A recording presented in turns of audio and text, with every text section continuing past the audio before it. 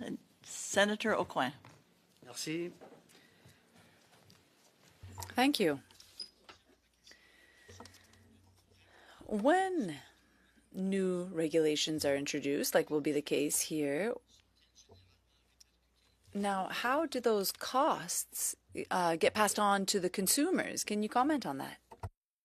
Yeah, thank you for the question, Senator. So again, we highlighted initially at the outset that in terms of every new regulatory package that we put together, so currently we're working on Amendment 19 right now.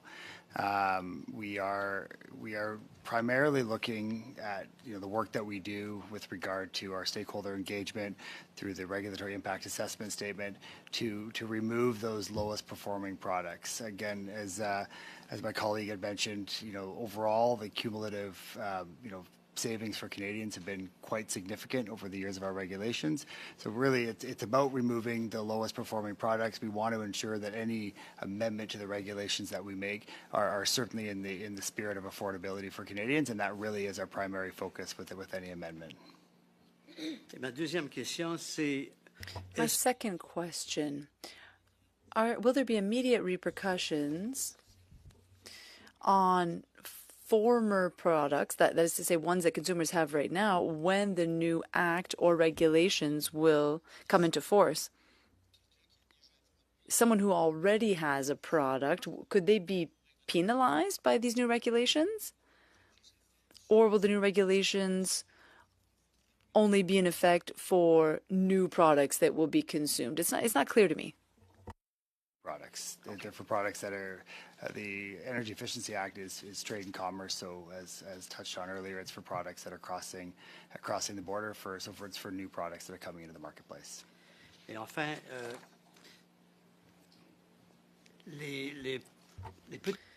Now, SMEs, they may buy or sell new products. Can exemptions be granted to them as well? To the extent, well, in fact, does the minister have latitude when granting exemptions for new products? Merci pour votre question. So the regulatory process, it includes a close analysis of small business impacts on any regulatory amendment. So that's a very important point. We are typically dealing with large multinational manufacturing companies in our regulations for the approximately 70 plus products and product classes that we regulate. We always aim to minimize costs on companies in terms of compliance while maximizing the energy savings for Canadians. And I just wanted to note the installers of the equipment, when we regulate and raise those minimum energy performance standards, they actually benefit from higher quality equipment because that in turn makes their customers happier because they are saving money over the life of using that equipment in their house or in their building, what have you. So, and also many users of our regulated equipment are actually small businesses when they purchase heating and ventilation and air conditioning equipment and the like. So they also save on lower energy operating costs when they purchase equipment that has those slightly higher standards. Merci, Madame la Présidente. See, Senator Friedhandler. Back into the weeds again, but best for the officials. The minister analogized the sandbox to his experience with securities regulators, of which I'm also familiar. And typically, you will be making public any exemptions. Securities regulators typically feel somewhat bound by precedents, and that if you issued an exemption order on a situation or for a party, and another party or a substantially same situation came up, would you feel bound to issue the same exemption to the next party? Short answer is yes. Be your practice? Yes. Yeah. Okay. Now into some new weeds. Okay. When you read through legislation that's an amending bill, it's very difficult to put it in the context of the whole bill. So this could be a takeaway, and it's again in section 24, the amendment section 24, which adds a due diligence defense in section 30.1 of the Act, and it prescribes due diligence defense in certain situations. When I jump over, caught only coincidentally, and it could be a takeaway, to the section on enforcement, section 49 says that a person named in a notice of violation does not have a defense by reason that they exercise due diligence to prevent the violation. So I don't know if one section overrides the other or if it's confined to the part. But again, the strict liability nature always concerns me. And secondly, you'll see in section 49 also they don't have a defense if they reasonably and honestly believed in the existence of facts that, if true, would exonerate them. So there's this, the enforcement section talks about strict liability. Doesn't matter what you thought or what you did to be good. And yet, policy-wise, it runs contrary and might even override what's in section 24, which says you do get a due diligence defense in certain circumstances. It might be a take. I just, you know, it's inconsistency and also something that I find problematic on no due diligence defenses from a policy perspective. Thank you for the question, Senator. So if I'm understanding correctly, I believe you might be referring to the administrative monetary penalties section, where there may be no due diligence offered there. Administrative monetary penalties are really meant to be administrative in nature, where there is an objective evaluation of the facts, and there may be, for example, in our situations, lack of energy efficiency labeling on products. So that's more of an administrative aspect. It's referring to the, excuse me, it's referring to the offenses that are the $250,000, $500,000 minimum. I thought the administrative were smaller in 10 to 25. Yes, they are. So I think it's referring, if you looked on page 21 of the the Act to amend, and again, I'm referring to section 24 of the Act to amend, which adds a section 30.1, it actually cross-references back to more to the substantive offenses as well, because it refers back to section 23, 27. So it's more than just the administrative. And look, this can be a takeaway. It's something that, you know, I'm a lawyer, and these things tend to jump out at you even when you're flipping pages. There was no logic to me kind of matching this up. It just, when I saw the strict liability and then I flipped back to the other section, I know. Something to add, legal counsel? Yeah. Just to confirm that the new section 30.1 about the due diligence defense is really about offenses that are covered in section 27 of the Act, while section 49 is about administrative penalty, well, the section administrative pécuniaire, and that's really where the due diligence defense is not possible against administrative sanctions. So it's two different set of provisions.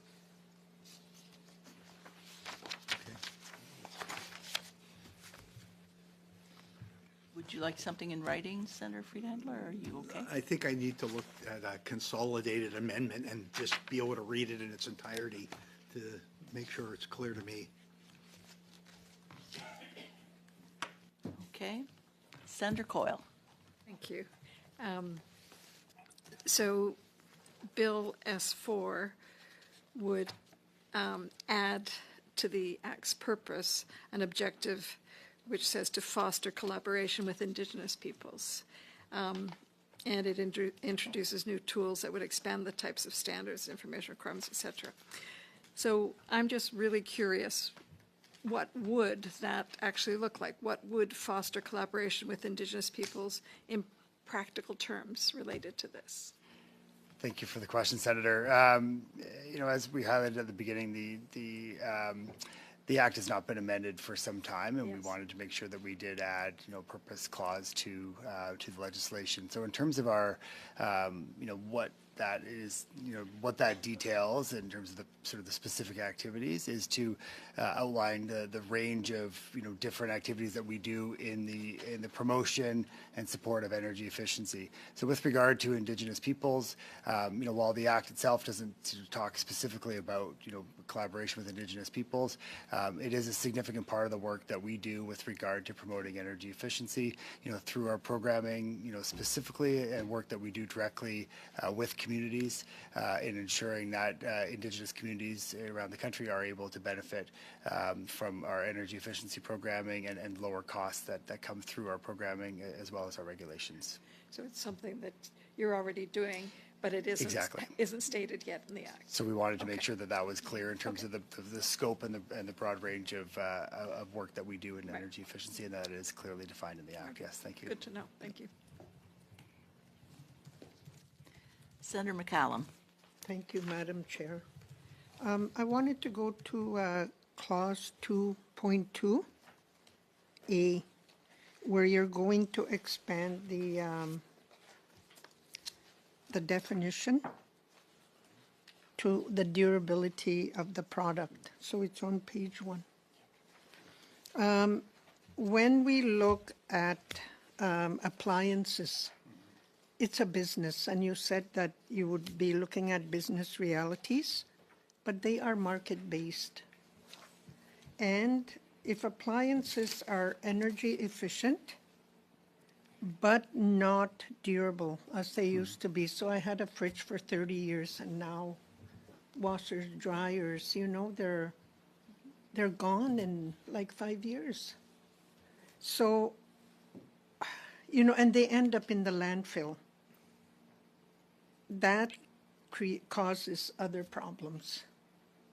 So,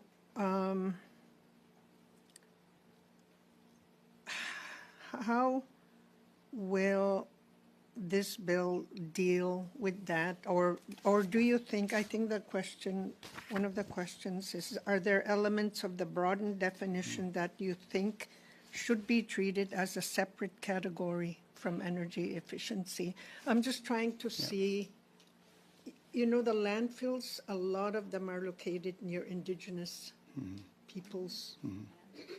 And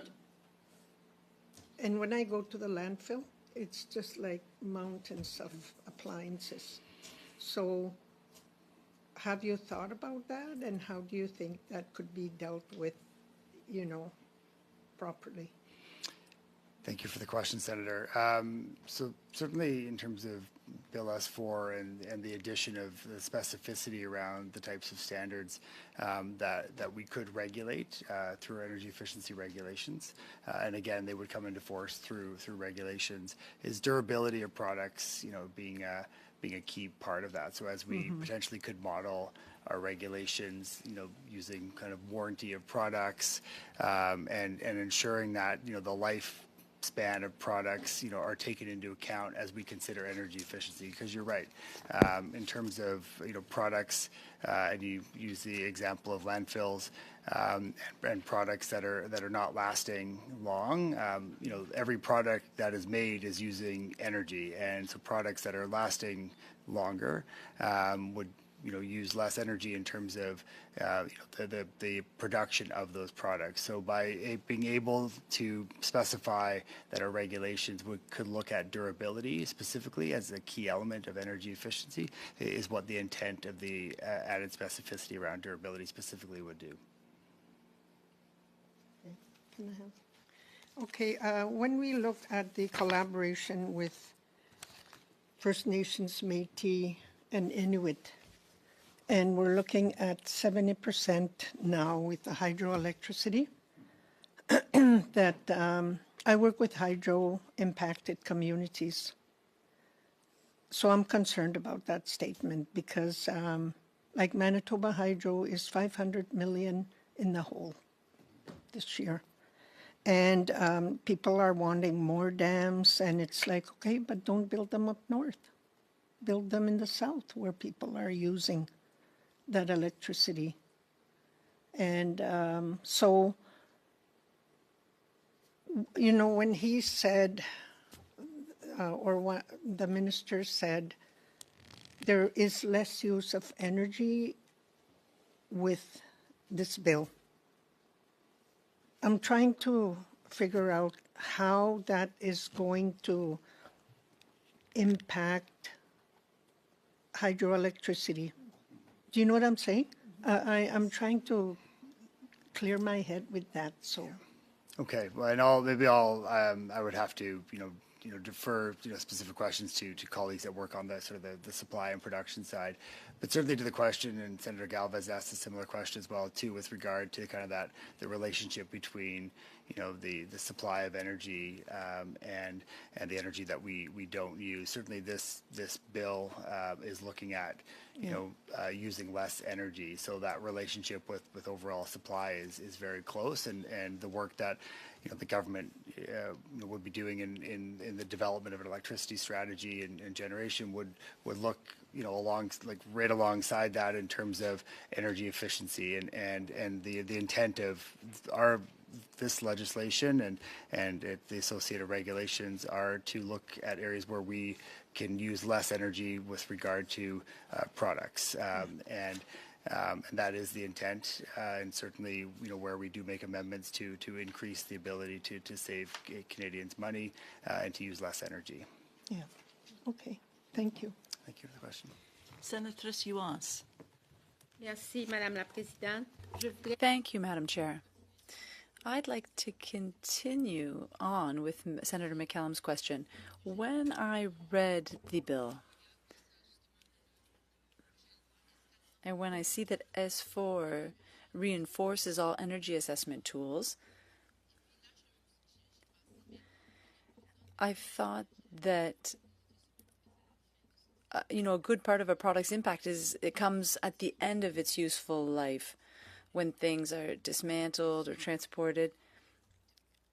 Now, of course, having an assessment of this sort would change the bill considerably, but the bill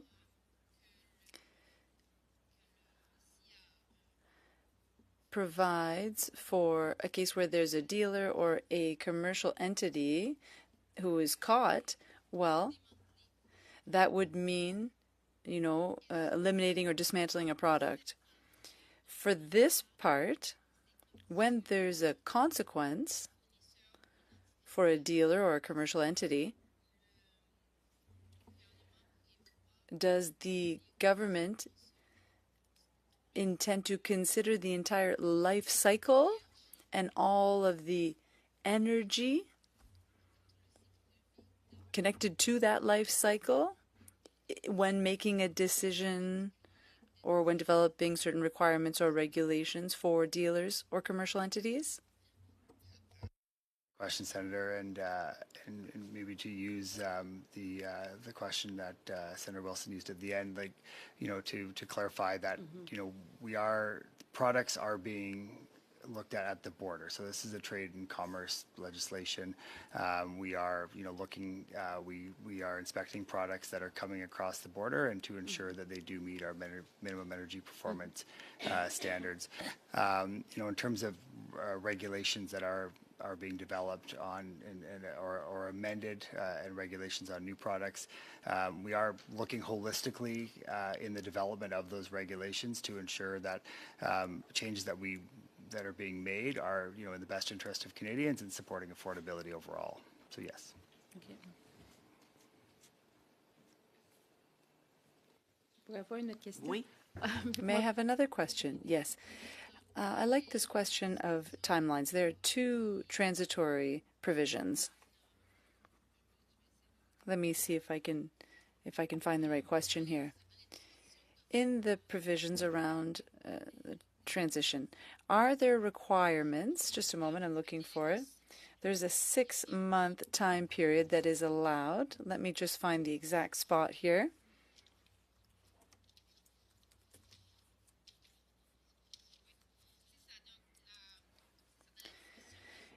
So in the transitory provision, the Energy Efficiency Act allows 6 months before the entering into force of the sections not for energy efficiency in and of itself, but for updates. For example, if there's misleading information.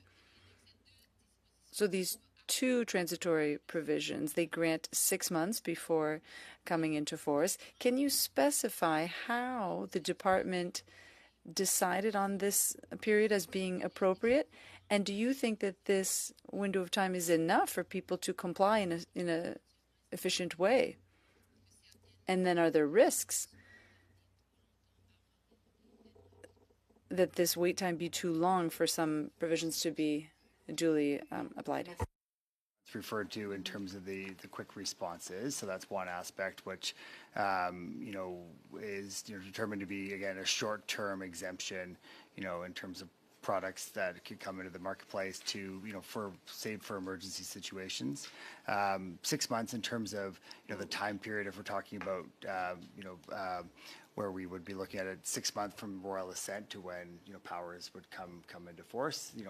We base those timelines on World Trade Organization sort of consistent objectives and timelines that have been set kind of more broadly internationally. So those would be the 2 6-month kind of windows through the amendments that we'd be looking at. And yes, that we've based that on other standards.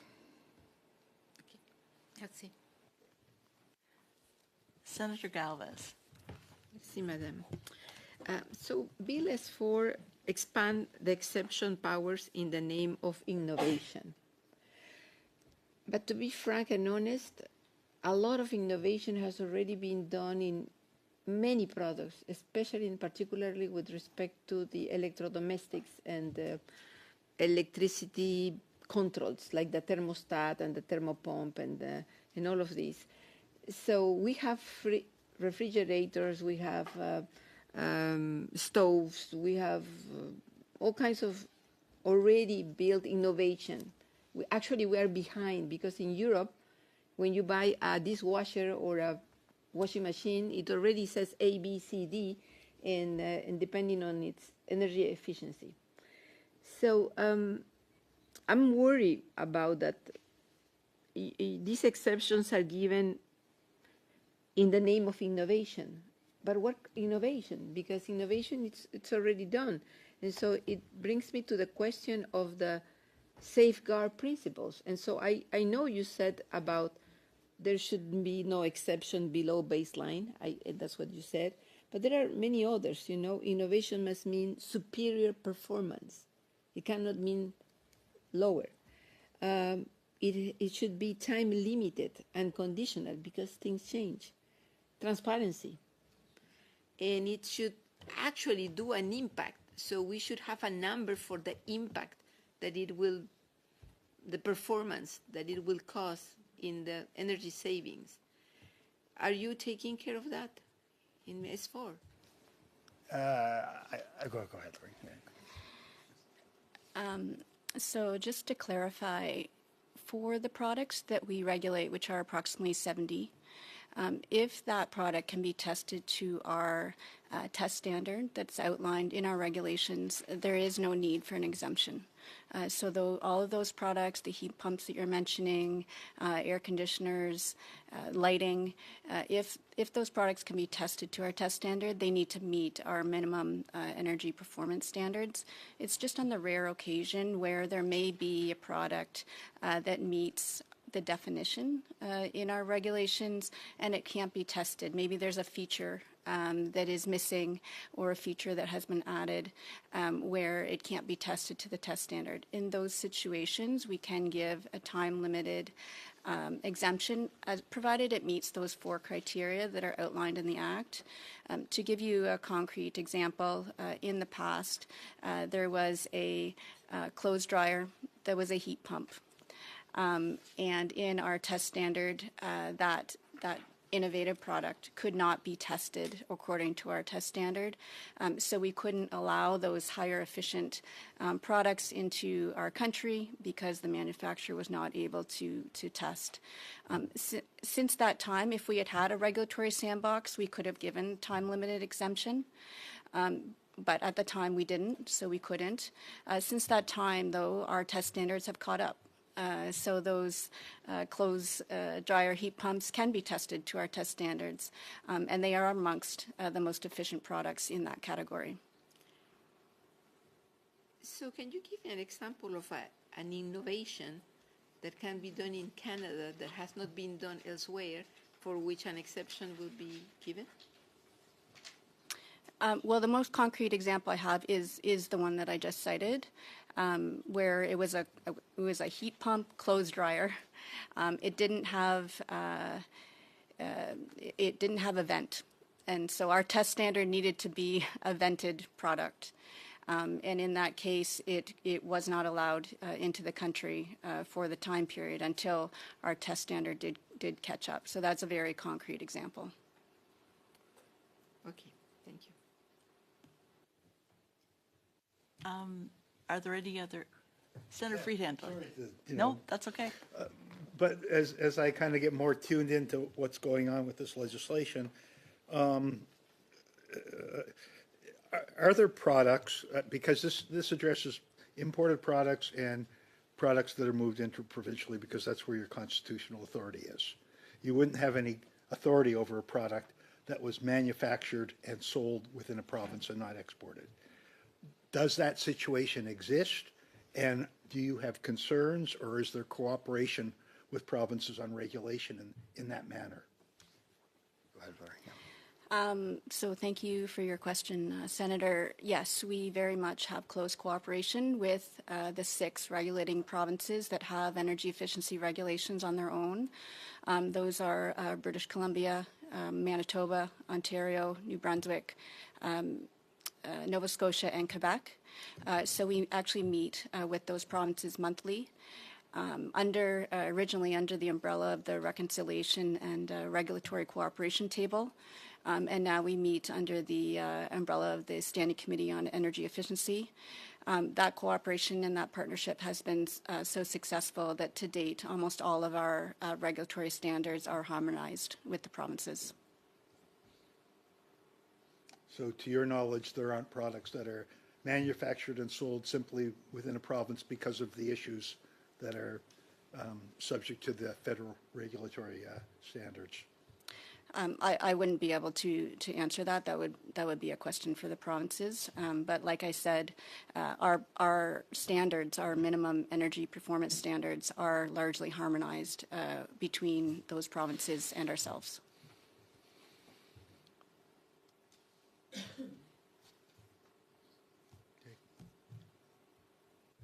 Senator McCallum.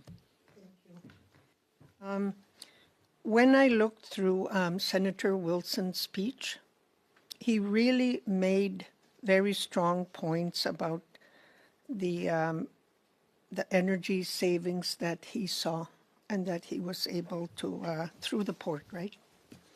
That, you know, and he said we live in a vastly different world today than we did. So this is a needed legislation, and I support it. What I want to, I guess, address is where are the gaps that I see, you know, that I'm concerned about. So the durability was one. The other one is when we look at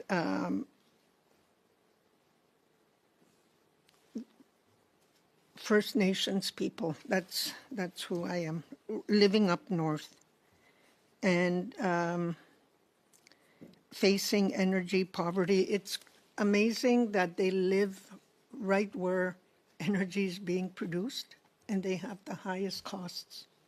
When we went, it was $800 for the First Nations living there, and across the street were workers from hydro, $240 for a house. So that kind of stuff.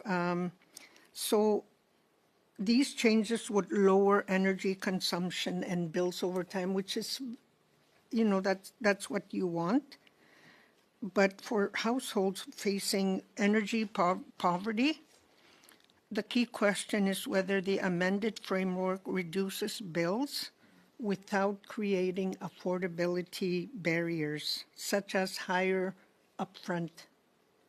And when I go home, my reserve is isolated. There's only a winter road. They have limited appliances. And, so I could see the costs going up.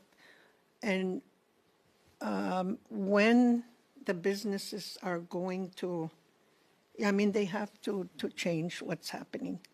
Will that increase the cost of the appliances?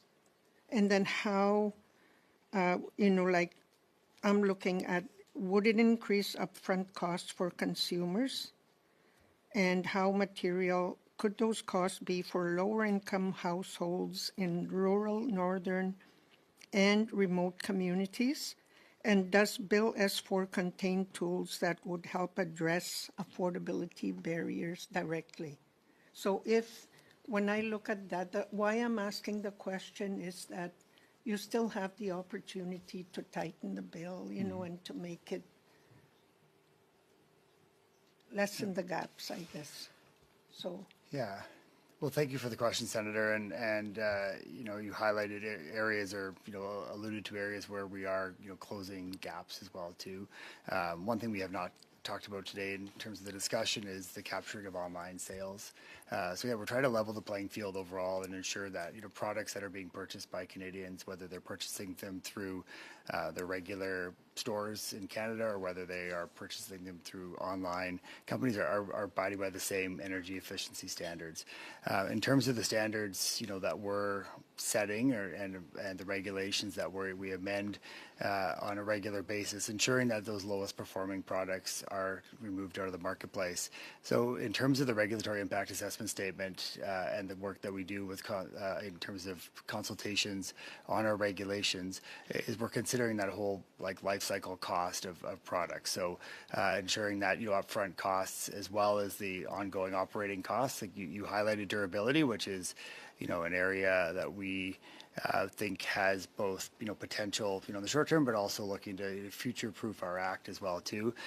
That we're able to take advantage of specific areas potentially through our regulations that we can support saving Canadians more dollars in terms of the products they're purchasing. And again, not just from as we look through the overall cost of products, we're looking at again just removing the lowest performing ones, ensuring that the products and affordable products are still available to Canadians through the overall analysis that we're doing on each regulatory amendment. Lorraine, you can add anything to that? I just wanted to add to your question about the capital costs. So interestingly, capital costs don't actually always increase due to energy efficiency measures. Often manufacturers will figure out ways to make those costs status quo. And often it is the different features that are non-energy efficiency related that actually increase the capital costs of different types of equipment. Okay, and just for your information, the reserve I'm from is still diesel operated. So there's no electricity there. Yeah. Okay. Any other questions, colleagues? Well, thank you so much for being here with us this evening. All of you, those in back, you're appreciated as well. I call this